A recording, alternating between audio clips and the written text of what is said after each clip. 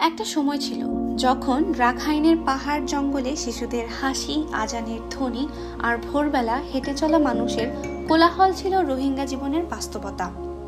কিন্তু সবকিছু যেন বদলে গেল যখন তাদের পরিচয়টুকু নেওয়া হলো কেড়ে।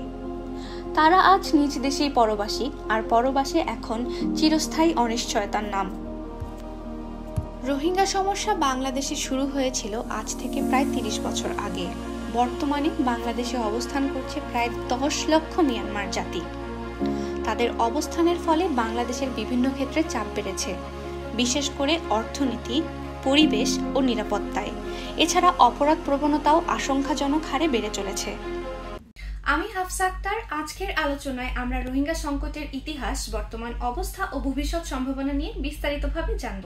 রোহিঙ্গা এরা মিয়ানমারের রাখাইন রাজ্যের মুসলিম জনগোষ্ঠী।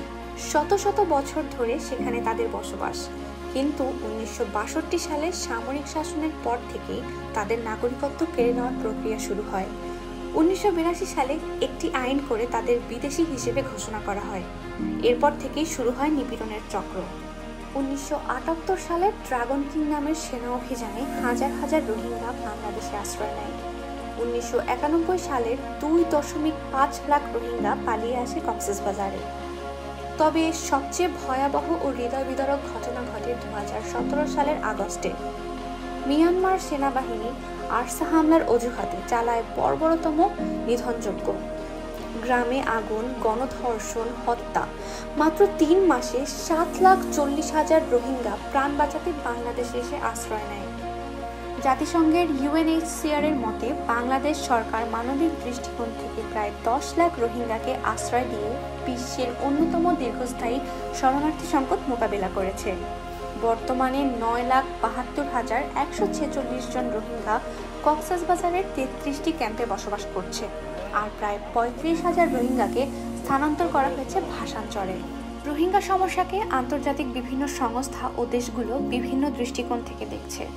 জাতিসংঘের UNHCR এই নিপীড়নকে গণহত্যা হিসেবে আখ্যা দিয়েছে। এছাড়া সংস্থাটি খাদ্য, বাসস্থান ও চিকিৎসার দায়িত্ব নিয়েছে।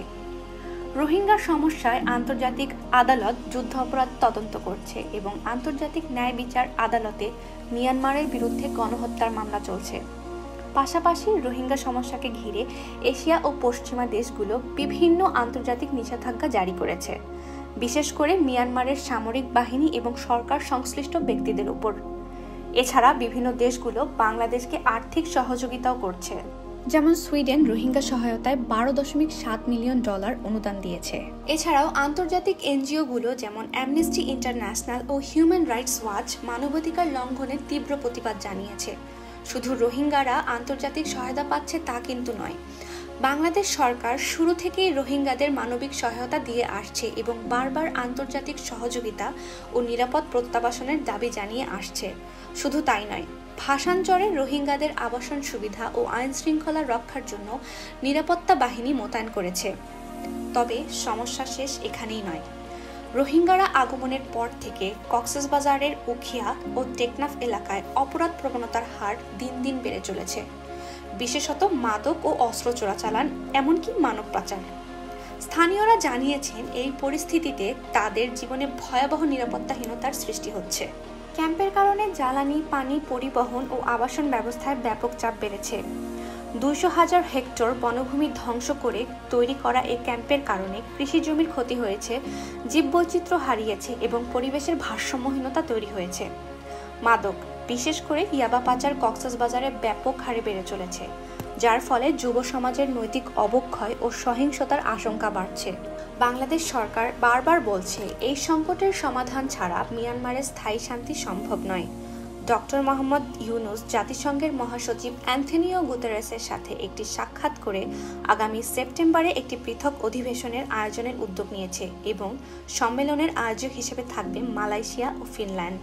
রোহিঙ্গা সমস্যার সমাধানে সম্প্রতি মিয়ানমার সরকার ৮ লাখ রোহিঙ্গাদের মধ্যে ১,৮০,০০০ রোহিঙ্গাকে প্রত্যাবাসনের জন্য উপযুক্ত বলে শনাক্ত করেছে। ব্যাংককে বিমস্টেক শীর্ষক সম্মেলনে এই তথ্য উপস্থাপন করে মিয়ানমারের উপপ্রধানমন্ত্রী। প্রশ্ন কিন্তু এখানেই থেকে যায়, বাংলাদেশ কি আদৌ মুক্তি পাবে এই দীর্ঘস্থায়ী সংকট থেকে?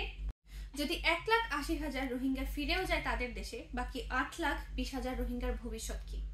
তারা কি আদৌ ফিরে যেতে পারবে তাদের দেশে, নাকি অস্থায়ীভাবে বসবাস করবে ভাসান চরে?